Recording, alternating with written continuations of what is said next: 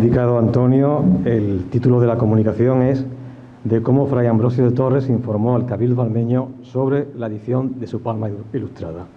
Como verán, por el título se sale completamente de lo que ha sido la línea temática central de estas jornadas, pero también es cierto que las jornadas Portocarrero nacieron allá por 2005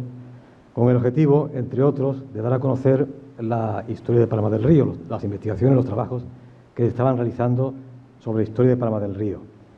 En ese sentido, atendiendo que el próximo año se cumplirá el 250 aniversario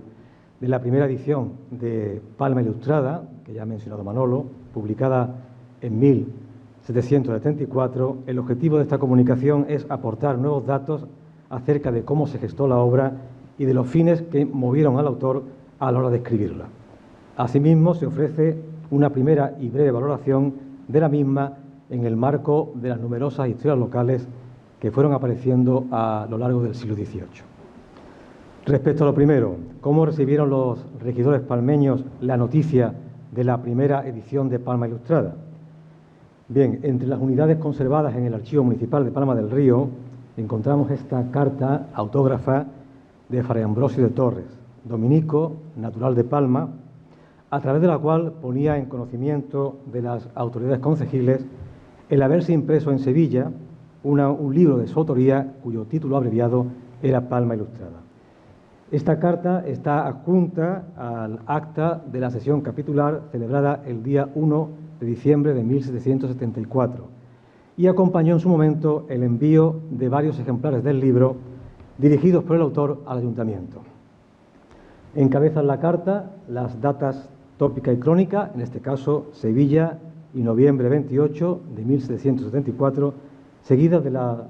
invocación Ave María a modo de saludo. La carta se dirige expresamente al ilustre señor corregidor, en ese momento Eduardo de las Heras, aunque es deseo de Fray Ambrosio hacer partícipe de la noticia a todos cuantos conforman ese ilustre cabildo de mi patria, según sus propias palabras. Entiéndase por patria lo que en sentido etimológico alude a la tierra de los padres, de los antepasados. Son numerosas las referencias a la patria palmeña, en tono laudatorio, tanto en la carta como en el libro, una actitud repetida para otras muchas poblaciones entre quienes, por esas mismas fechas, invertían tiempo y esfuerzo en el estudio de la historia y costumbres locales. Tras las fórmulas protocolarias, el fraile resume en pocas líneas el contenido de su trabajo. Una breve descripción geográfica, histórica, artística, de las nobles partes de que se compone el país hermoso donde plantó la divina providencia esa fecunda palma, y revela la razón principal que le ha llevado a emprenderlo: honrar la dulce memoria de la milagrosa imagen de Nuestra Señora con la advocación de las angustias y de su origen, así como el motivo y causa que hubo para colocarla en ese mismo sitio donde hace más de 3 siglos y 20 años que los vecinos de esa mi patria la adoran y veneran. Sobre el lugar concreto y el por qué se colocó dicha imagen justamente allí, sabemos que se trata de la torre ubicada en la muralla almohade, junto a la puerta conocida con el nombre de Arquito Quemado, mandada a erigir a mediados del siglo XIV por Egidio Bocanegra, primer señor de Palma, a fin de reforzar las defensas de la villa ante los asedios musulmanes, asedios como el acaecido en 1483, del que saldrían victoriosos los sitiados dirigidos por el 7º señor de Palma, Luis Portocarrero Velasco. Como quiera que la esposa de este, Francisca Manrique, en tan crítica jornada, había al parecer encomendado la protección de la población a la Virgen María en su título de las Angustias, así lo cuenta Fray Ambrosio, se explica la colocación de la talla dentro de la torre en señal de agradecimiento. Pues bien, al tiempo que se estaba escribiendo Palma Ilustrada, ese espacio interno de la torre iba a ser alterado parcialmente para establecer en él una capilla dedicada a dicha advocación mariana. Sobre el momento en que se acometería la intervención, la transformación, las fuentes coinciden a la hora de fijar 1770 como fecha de inicio. Fray Ambrosio es, por tanto, conocedor de la intervención que se está llevando a cabo. Sin embargo, en un pasaje de la carta, lamenta que se haya cometido a su entender con tanta y tan injustificada demora, pues afirma, siendo muchos y repetidos los beneficios que han recibido los palmeños de la divina mano por medio de esa soberana señora, habiendo sido tan palpables los prodigios y tan común el beneficio a los de esa villa, no le han hecho un decente santuario hasta estos tiempos donde explicasen su devota gratitud. Antes de finalizar la carta, nuestro autor asegura haber procedido al escribir Palma Ilustrada sin faltar a la verdad ni en una sola letra, a cambio de lo cual espera que los miembros del regimiento sean indulgentes si aprecian en ella errores en los que de manera involuntaria haya podido incurrir, ya que, reconoce Fray Ambrosio, es esta obra muy breve y sucinta respecto de lo mucho que se puede escribir y estampar de esa mi patria, y precisamente por presentar esas características de brevedad y concisión, añade, a vuestra señoría, el corregidor, y a mis patricios, los regidores, no les serán molestos sus yerros por el poco tiempo que gastarán en leerlos.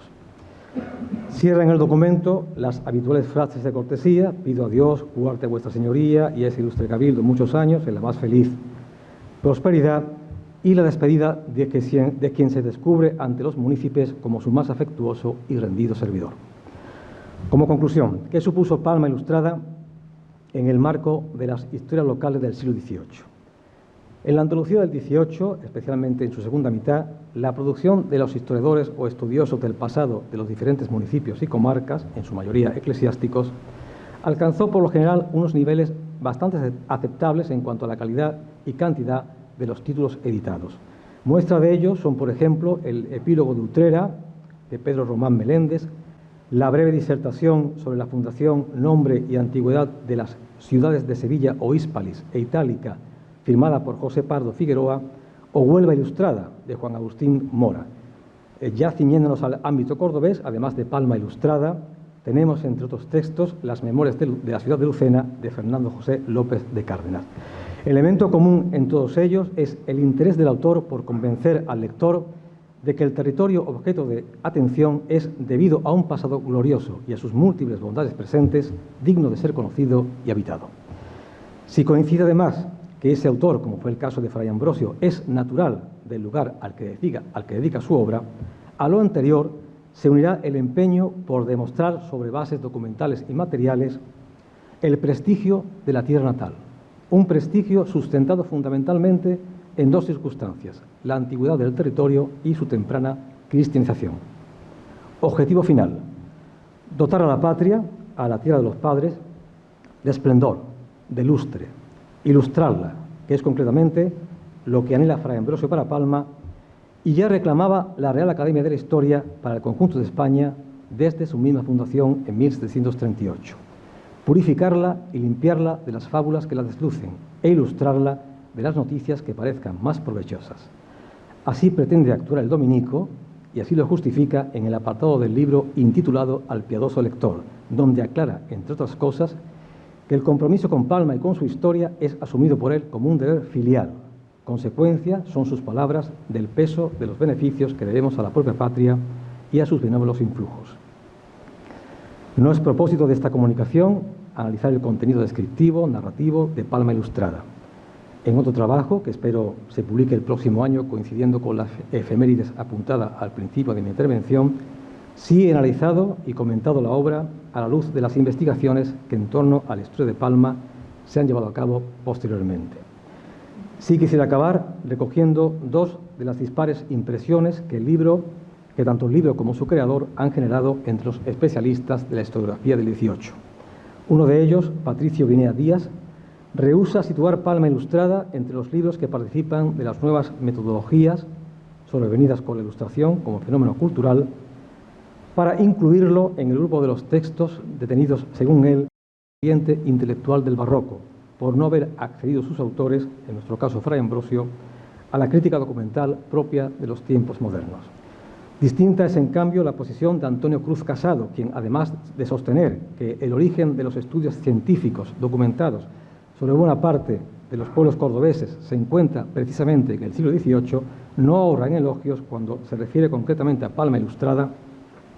a la que define como obra de singular interés, bien estructurada, de fácil lectura, marcada por el sentimiento religioso y por el amor al pueblo natal, e igualmente necesaria para conocer la historia de Palma del Río. ¿Cuál es finalmente mi opinión? Bien, advirtiendo las limitaciones que pueda ofrecer la propuesta de Fray Ambrosio, quien por otra parte no debe ser presentado como un historiador profesional, es evidente que Palma Ilustrada, haciendo un uso a veces excesivo del lenguaje y estilo propios de la época, supuso una inicial y singular incursión en el conocimiento del medio físico y del pasado palmeñas. En ese sentido, el carácter precursor que se ha venido atribuyendo al libro queda fuera de toda duda. Otra cosa es que el natural desarrollo de la investigación haya puesto de manifiesto las lagunas e imprecisiones de que adolece. Muchas gracias.